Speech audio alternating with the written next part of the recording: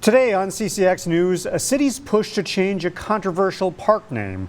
But see what Robbinsdale must consider first before a change can happen.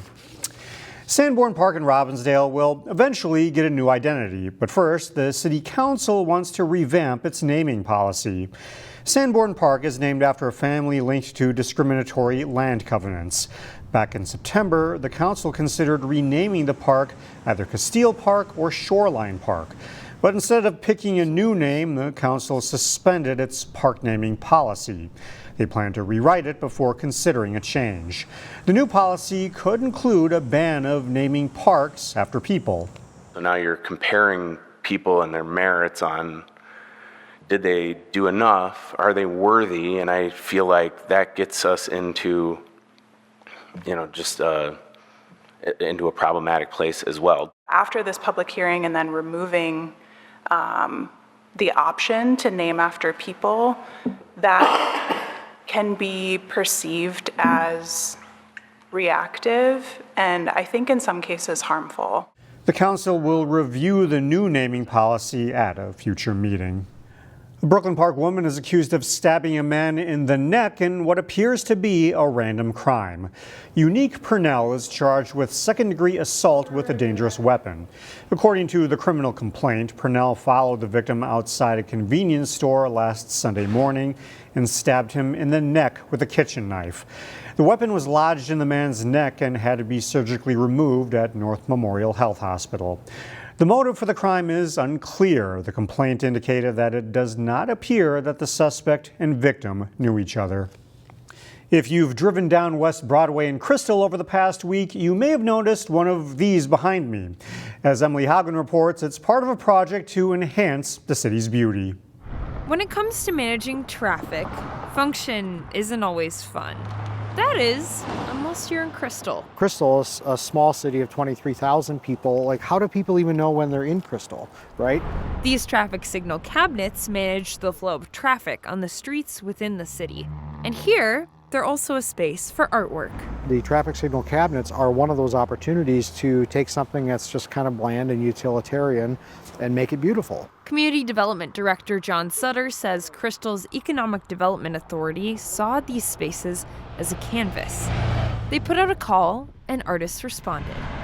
The submissions, I would say they exceeded our expectations. We did not know how many we were going to get, how good they were going to be, and they were fantastic. Art ranged in styles, from a mime box to abstract colors in Becker Park.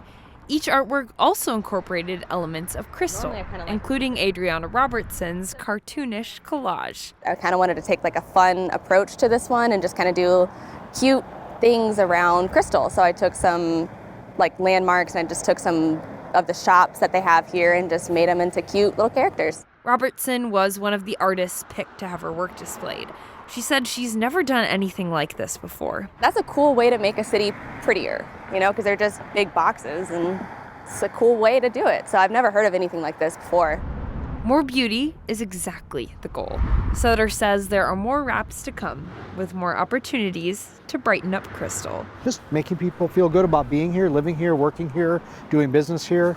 That's positive for the community in many different ways. In Crystal, Emily Haugen, CCX News. Most of the boxes can be spotted along West Broadway and Douglas Drive in Crystal. Another one is located in Becker Park. Some new restaurant venues are in the works for Brooklyn Park. One will be a change at the city's destination golf course. New management will take over the Brooklyn restaurant at Edinburgh USA Golf Course. D'Amico Catering will end its agreement at the end of the year. City documents cited poor financial performance for the decision. The city's Economic Development Authority is expected to approve an agreement with a new operator at its next meeting. The one under consideration has experience running golf course restaurants, currently operating one for the city of Anoka. The Northwest Metro now has a new place where people can buy gourmet chocolate. In this edition of Business Matters, we take you inside Robbinsdale's Cocoa Flake, where the chocolatier likes to put an artistic spin on every flavor. Salty caramel, make it caramelize, and then I'm going to add the cream and the butter to make sure that it comes out right. Everybody has dreams in life. I always had curiosity about working with chocolate.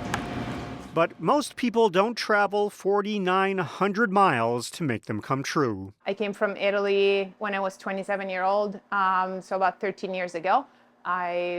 This place welcomed me, and I wanted to say thank you. Denny Rain's way of saying thank you is by introducing an assortment of artistically designed chocolates. This is a high-end product. It's not something that you find in Target. It's something that obviously costs a little bit more money because there's a lot of process involved in this. Rain is the owner of Cocoa Flake, which you'll find near 42nd Avenue and West Broadway. It feels unreal to know that I have a home to come to every day where I can produce and I can be myself and express myself with my colors and my chocolate. The raspberry, for sure, it's pink, so why not pink? Her primary product is the chocolate bonbon, I wanted to resemble a galaxy. with each one taking 3 days to produce. The coffee brings up my Italian heritage, so I painted with the Italian flag colors. The finished product is a work of art that, in most cases, looks how you might expect it to taste. Almost too pretty to eat, but then you have to eat it, and once you eat it, you're just like, oh, this is good, I want more. Then there are the seasonal ones like the sour apple designed for Halloween. They wanted a bloody eyeball. It's Halloween, you want it to be bloody, right? Rain's hope is that people will think of Cocoa Flake when it comes to things like birthdays, holidays, and weddings. What's better than a box of chocolate for any occasion, really, or you're just craving something? As for why she moved from Italy to Minnesota, she visited in January and loved the snow, which is how Cocoa Flake got its name.